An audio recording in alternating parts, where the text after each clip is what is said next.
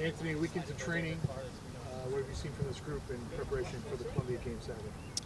Yeah, it's been good. Obviously, lads were getting in at different times, coming off the back of different seasons and whatnot. But everyone's kind of up to speed now, on the same page. Training's been really good, really competitive. We've seen, getting some understanding together of how we want to play on the pitch, and everyone's just raring to go. Does it change your approach knowing that you might face these guys in the quarterfinals of Copa America? It definitely helps. It's a good test. We know that we're probably either going to get these or Brazil, most likely, going through the group stage. So seeing them in a knockout would be nice to see a familiar opponent and someone that we've battled against recently, and it'll be a very good test for us.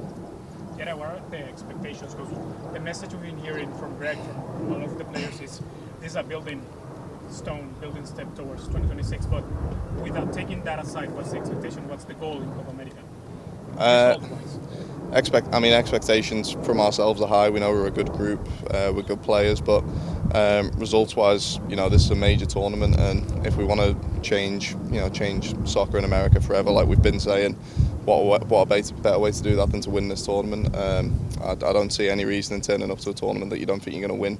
So, I challenge the players to have that expectation and to realise we're a good group, and we might not have the best depth, the best talent in this group, but in this tournament, but that doesn't take away from the fact that we're a good team and that on our day we can beat anyone. How do you toe the line on these friendlies of, I'm guessing, trying new things? Of course, you're experimenting, especially not having Serginho on the right side. That changes things tactically, and then the message that we hear also of like learning to beat these teams. So how do you toe the line between the result mattering or putting more weight on what you guys are working towards Copa America? I believe in these friendlies, obviously, it's definitely a bit more about performance than result. We could execute a really good game plan, and the result might not go our way. If the results do go our way, then it definitely builds confidence and momentum. But in the tournament format, that's when it's going to matter most. And this is a great chance for us to see how these opponents play, look at what we can do good, what we need to improve on. And then when it comes to Copa, then that's when it's going to, performance to a certain extent goes out the window, and it's you got to do whatever you can to make sure you either get 3 points or advance to the next round. Anthony, just how big of these friendlies do you see this as like a benchmark as you guys get ready for Copa America? You already kind of mentioned the teams in Copa America will be a lot more competition than maybe just the CONCACAF alone. How do you see this as a benchmark as you guys get ready for Copa? Yeah, it's a big benchmark. We're playing against two of the best teams who are in the tournament, so it's a great measuring stick for where we stack up and our ability to compete with these teams. Obviously it's a really good chance for us to build confidence if we can go into these games, put in a good performance and get results as well on the back of that. Then it kind of further reinforces the fact that if we can do it now, we can do it in a couple of weeks' time when it matters more.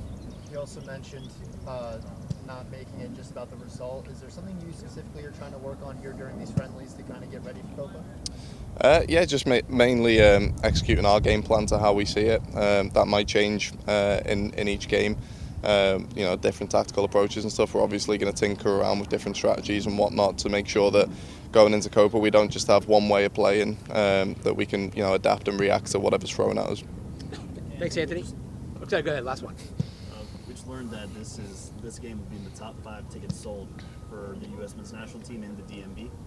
How does that speak to the growth of the sport and the growth of the sport here in DC? Yeah, it's rapidly growing, and I feel like us as boys, we've been a big part of that. It's a very exciting group of players to watch, and now it's just about kicking that momentum onwards. And we've shown that in CONCACAF and when it comes to Nations League and Gold Cup, we can be dominant, but we need to take it that next step further. And when we're playing against even more top opponents, then if we keep grinding out results and doing better in tournaments, then the sport's only going to keep getting bigger and bigger. And to me, it's the best sport in the world. So hopefully in America, it's going to be that as well one day.